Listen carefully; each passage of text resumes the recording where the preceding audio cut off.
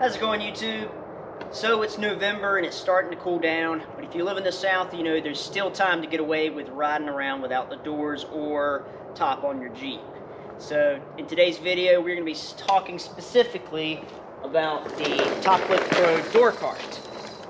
Now, I have a video showing you how to remove the doors from your Jeep and your top using the TopLift Pro, but we're going to talk specifically about the door cart, why I like it better than hanging my doors on door hangers or just building my own. But anyway, let's go ahead and get into it. If you aren't familiar with how to remove your Jeep doors, check out the description. I'll link a video with step-by-step instructions on how to do just that. Now, with the TopLift Pro door cart, you get 4 of these wire hangers. And what we do with those is, with our window completely down, we're going to drop it into the opening for the window and drape our wiring harness through the notch. This keeps the wiring harness up and out of the way so we're not running over it with the door cart wheels. Alternatively, you can just tuck in the door net. When I'm loading up the door cart, I like to start with one of the rear doors first.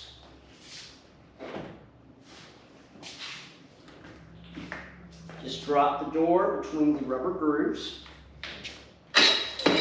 And another tip here, I like to line the rear door up so that the armrest is just touching this post.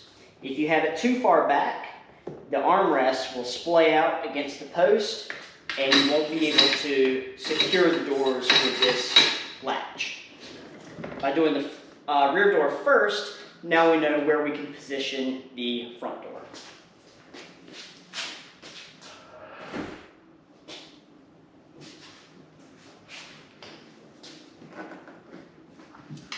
When doing this, you want to take care not to catch your door on the door stop, as you will definitely chip your paint.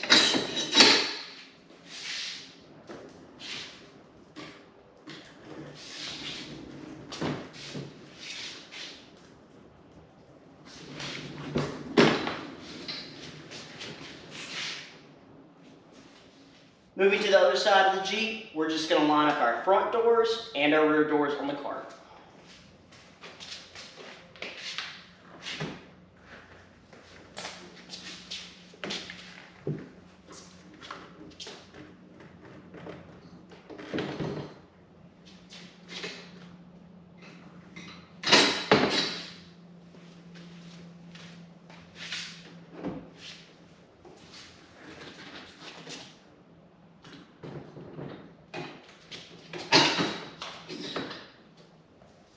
Now that we have our doors secure on the cart, we can either go ahead and store them, or if you opted for the optional TopLift Pro door cart cover, we can put that on. This is side specific.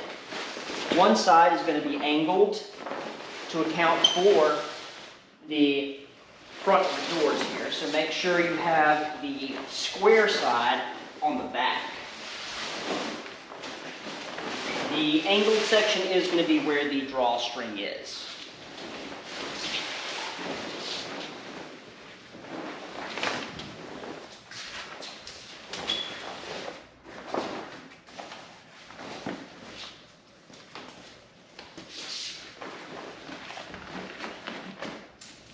Once we have the cover over, you're just going to cinch it down with the drawstring. Once you have your door cart in position, you don't want to forget to set your brakes. When assembling the cart, you have the option to put the brake wheels on any corner. There's 2 of them, so for me, I decided to put them on one side here. That way, I can put the cart flush against the wall, hit the brakes from the front, and call it a day.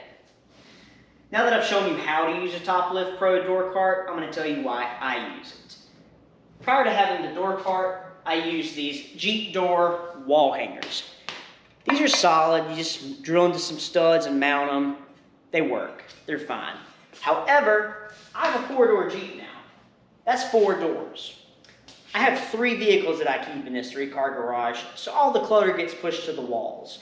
I have a kayak mounted over there, tool chest and shelf and water heater over there. And then I have chairs and tools hanging from this wall. I just don't have room for 4 Jeep doors. With the door cart, I just toss them on the cart, wheel them wherever they'll fit, lock the brakes, and go. Some people will say, well, hey, I can go to Lowe's and Home Depot and build a door cart for 20 bucks. To that I say, do it. That's awesome. However, for me, this was the easy solution. I got it as a bundle with my TopLift Pro, and I love it.